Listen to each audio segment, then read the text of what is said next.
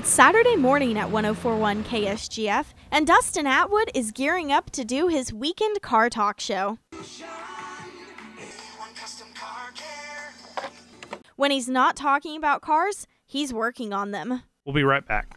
My background originally, my father was a dealership technician. He owned his own auto body shop for many years and then went into being a dealer technician throughout the rest of his career.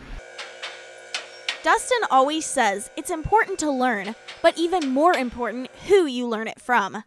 The best thing about it is he always made me a very big part of what he did for a living.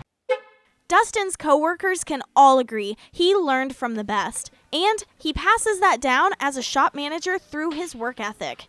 As far as work ethic goes, really probably the best way to describe his approach to work in general would be love and just a sense of belonging.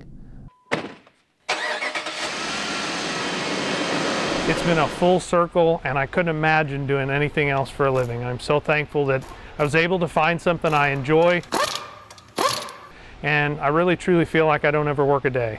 I have to say that many of us use him as our role model. So whether you work in radio or you work on cars,